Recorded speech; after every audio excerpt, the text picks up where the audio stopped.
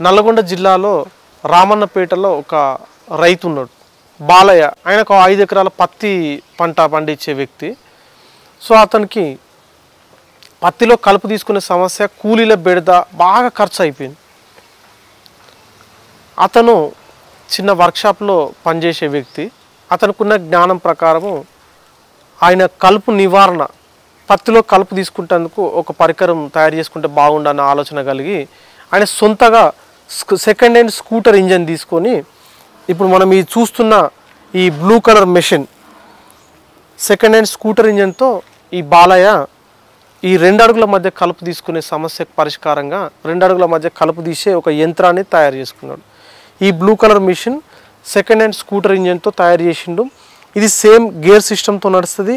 ఇది kick start, మనం kick కొడితే స్టార్ట్ అవుతుంది. ఇది కూడా పెట్రోల్తో నడుస్తుంది. 1 లీటర్ పెట్రోల్ పోసినట్లయితే 1 ఎకరం కలుపు తీసుకోవచ్చు. సుమారుగా 4-5 వందలలోనే మనం ఇక్కడ కలుపు తీసుకునే వెసులుబాటు కల్పించింది ఆయనే. Second hand scooter engine sir ఎవరైనా కొనుక్కుంటారా అంటే, ఈ 5-6 సంవత్సరాల బాలయ్య సుమారు ఇప్పటివరకు 500-600 మెషిన్స్ అమ్మిండు.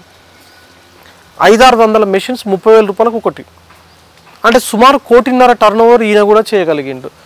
ఏం చదువుకోలే, 3rd క్లాస్ చదువుకున్న రైతు ఇట్లాంటి పరికరం తయారు చేసింది. కొంతమంది అయితే అసలు మా పల్లెటూరులో ఉన్న వాళ్ళు అసలు రైతులు అసలు వాళ్ళ ఇన్నోవేషన్లు చేసిండు, కానీ వాళ్ళు ఒక్కొక్క స్కూల్కి పోయింది దాఖలాలు లేవు.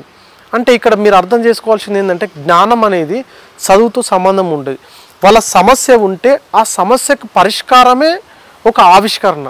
వాళ్ళ సమస్యకు ఒక కొత్త రకమైన పరిష్కారాన్ని కనుక్కొని దాన్ని బయటికి తీసుకురావడం, ఇవి నూతన ఆవిష్కరణలు. సో ఇవి 2 కూడా ఈ మైపాల్ చారి తయారు చేసింది, బాలయ్య తయారు చేసింది 2 అడుగుల మధ్య కలుపులు తీస్తాయి.